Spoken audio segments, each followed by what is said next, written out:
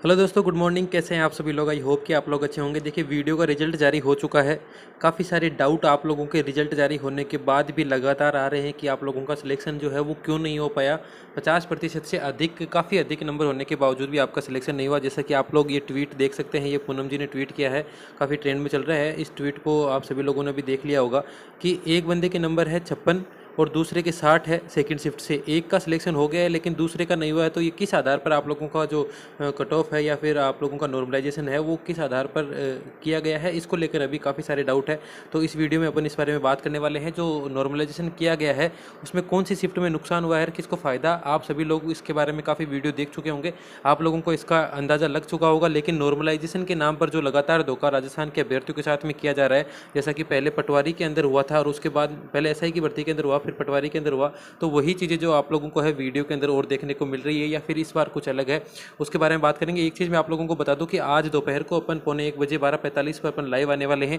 जितना भी ये बवाल मचा हुआ है आप लोगों की कट ऑफ को लेकर या फिर रिजल्ट को लेकर, उस सभी के बारे में बात करने वाले हैं। काफ़ी सटीक विश्लेषण के साथ आप लोगों को इसके अंदर जानकारी मिलने वाली है। तो अगर आप लोगों के पास समय हो तो आप चैनल को सब्सक्राइब कर सकते हैं और हमारे साथ जुड़ सकते हैं। इसके अंदर काफ़ी इन्फॉर्मेटिव और आप लोगों को सही जानकारी देखने को मिलेगी। आप लोगों के अगर कोई डाउट है तो वहाँ आप लोग अच्छे से पूछ सकते हैं। तो चैनल को सब्सक्राइब जरूर कर लीजिएगा।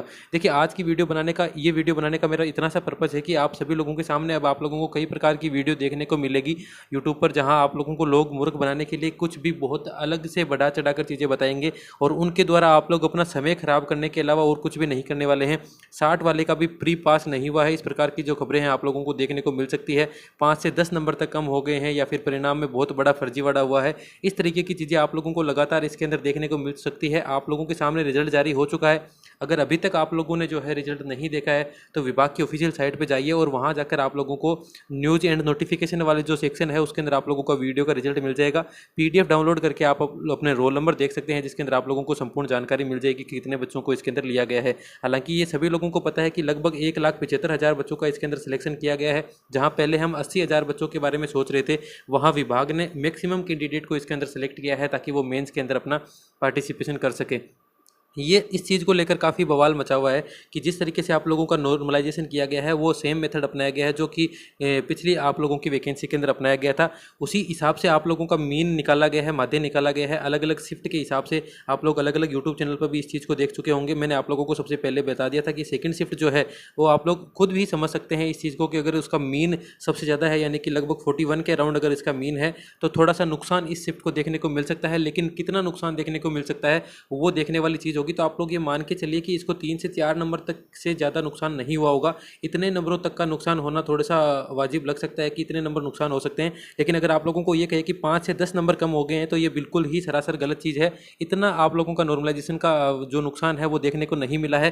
3 से 4 नंबर का फर्क जो पड़ रहा है वो सेकेंड शिफ्ट के अंदर पड़ रहा है और 3 से 4 नंबर ही फर्स्ट शिफ्ट के बढ़ाए जा सकते हैं नॉर्मलाइजेशन में। इस मीन और माध्य के हिसाब से ये देखने को मिल रही है। ये जो फॉर्मूला लगाया गया है इसके आधार पर आप लोग ये मान के चल सकते हैं।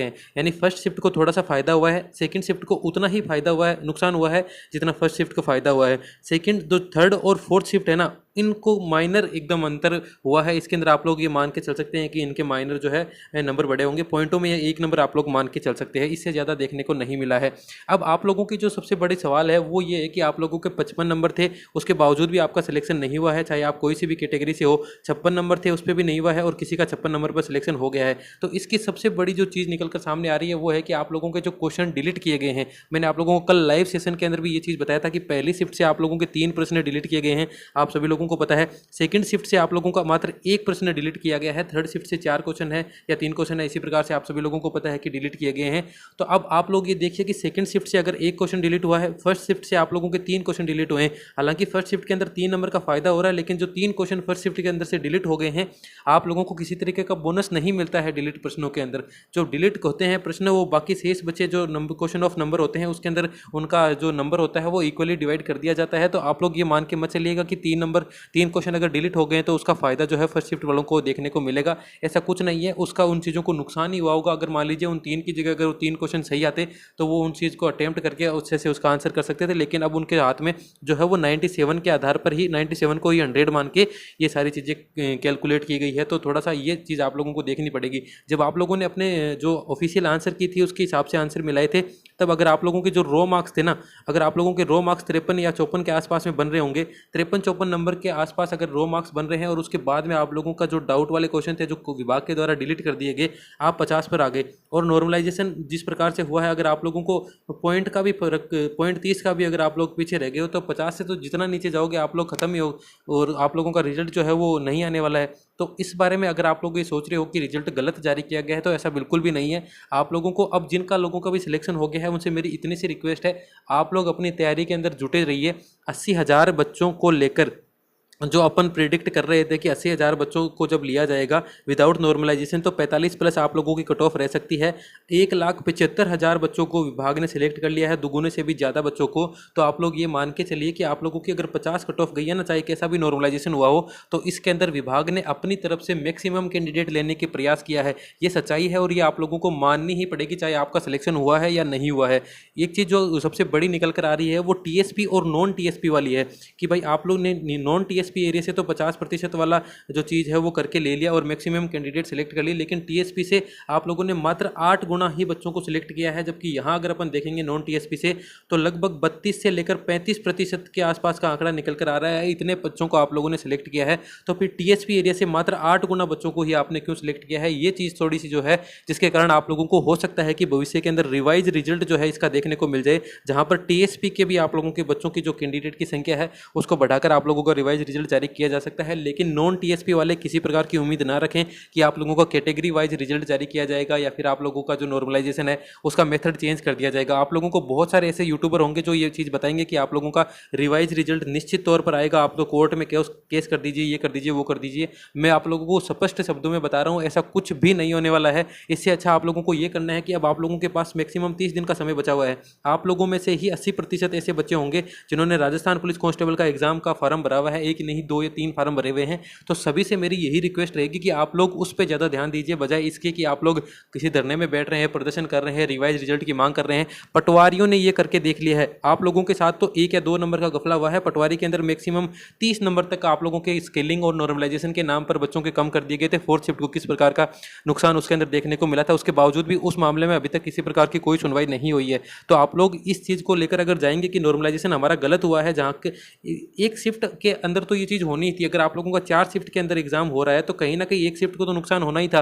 पेपर इजी मान लीजिए या फिर जो मैक्सिमम कैंडिडेट जो थे वो ऐसे मान सकते हैं कि थोड़े से यहाँ पर जो मात्रा थी वो इंटेलिजेंट बच्चे बैठ गए, तो मीन इसका थोड़ा सा अदर शिफ्ट की बजाय थोड़ा सा ज़्यादा चला गया, जिसके कारण 3 से 4 नंबर इनके कम करके सभी को एक बराबर स्केल पर लाने का प्रयास किया गया है। तो इसके अंदर आप लोगों को ज़्यादा जो है वो सोचने विचारने की आवश्यकता नहीं है। एक तरफ तो आप लोग 80,000 बच्चे ही सिलेक्ट हो रहे थे और दूसरी तरफ 1,75,000 बच्चों को सिलेक्ट कर लिया गया है। तो आप लोग थोड़ा सा अब अपना खुद का एनालिसिस करिए कि अगर आप लोग इतने में भी नहीं आ रहे हैं और उसके बाद आप लोग ये सोच रहे हैं कि हम धरना प्रदर्शन करेंगे या फिर 15 गुना वाली कट ऑफ जो थी उसको छोड़कर आप लोगों ने अगर नॉन टीएसपी से 32 गुना ले लिए, तो टीएसपी वाला क्या खेल है? टीएसपी वाला मैंने आप लोगों को बता दिया है, रिजल्ट वापस आ सकता है टीएसपी का, लेकिन नॉन टीएसपी वाले किसी प्रकार की कोई उम्मीद ना करें। आगे आने वाले जितने भी एग्जाम है आप लोगों की, आप उन पर फोकस करोगे तो आप लोगों के लिए बहुत बेस्ट होने वाला है। बाकी एक चीज़ मैं आप लोगों को और बताना चाहूँगा, जितने भी आप लोग के लिए ये जो सवाल उठाए जाते हैं, आप लोगों के लिए जो छात्र नेता है, बेरोजगार नेता मैं बोलता हूँ इन लोगों को, तो उन लोगों ने देखिए आप लोगों को जब तक रिजल्ट नहीं आया था आप लोगों को सारी पॉजिटिव चीज़ें देखने को मिली थी। अब आप लोग इसके अंदर देख सकते हैं कि बहुत सारे अभ्यर्थी जो है वो वीडियो रिजल्ट को लेकर आरटीआई लगा रहे हैं। इन सवालों को भी शामिल कर लीजिए। आरटीआई आप लोग लगाओगे, आप लोगों को उसका आंसर मिल जाएगा, लेकिन आप लोग कोर्ट केस करना चाहते हो, बेशक आप लोग करिए, लेकिन ये जो सारे डाउट आप लोगों को जो उजागर किए जा रहे हैं कि जैसे परीक्षा में उत्तीर्ण सभी अभ्यर्थियों के वर्गवार सूचना, जब आप लोग ये मान के चलिए कि आप लोगों का सिलेक्शन जो है वो इष्टतम मार्क्स पे किया गया है। तो आप लोगों को कैटेगरी वाइज किस प्रकार से सूचना दी जा सकती है। इष्टतम मार्क्स का मतलब है कि एससी और एसटी कैटेगरी का एक आधार मानकर आप लोगों के 50% का जो चीज़ें पहले चल रही थी कि 50% पे ही लेंगे, उसी हिसाब से विभाग ने 50% जो है एक न्यूनतम ऐसा क्राइटेरिया रख लिया और उससे ऊपर आने वाली या 50% लाने वाले सभी विद्यार्थियों को इसके अंदर शामिल कर लिया है। तो वो चीज़ पहले भी सामने थी आप लोगों के, और किस आधार पर लिया गया है 50% से कम ज़्यादा क्यों नहीं। तो भाई साहब आप ही वो एक ऐसे थे जो ये कह रहे थे बार बार कि एक इष्टतम मार्क्स जो है उनका निर्धारण कर लिया जाए और उसके बाद में आने वाले, अब आप लोग अगर ये चीज़ पूछ रहे हो कि किस आधार पर ये सिलेक्शन किया गया है, तो वो छात्रों को गुमराह करने वाली चीज़ है। छात्रों से मेरा यही रिक्वेस्ट है जिनका सिलेक्शन नहीं हुआ है, इसके अंदर मेंस होने वाला है, आप लोगों को मेंस के अंदर और बैठना पड़ेगा। इससे अच्छा आप लोग अब जो रिजल्ट आ गया है उससे संतुष्ट रहिए और आगे आने वाली जितने भी एग्जाम है उनकी प्रिपरेशन बहुत अच्छे से आप लोग कर सकते हैं। एक चीज़ मैं आप लोगों को और बता दूं, आप लोगों के जितने भी डाउट है आप लोग इस सेशन के अंदर जुड़ सकते हैं। दोपहर को जो अपना 1:45 वाला सेक्शन होने वाला है। अगर आप लोगों को वीडियो अच्छी लगी हो तो प्लीज़ आप सभी लोगों से रिक्वेस्ट है वीडियो को लाइक जरूर कीजिएगा, चैनल को सब्सक्राइब जरूर कर लीजिएगा। आज के लिए इतना ही। सबसे बड़ा मोटो आप लोगों के लिए इस वीडियो में यही है कि आप लोगों को किसी प्रकार के कोई बहकावे में आने की आवश्यकता नहीं है, अपनी तैयारियों को और अधिक मजबूत करते रहिए। चलिए मिलते हैं आज दोपहर को, तब तक के लिए जय हिंद, वंदे मातरम।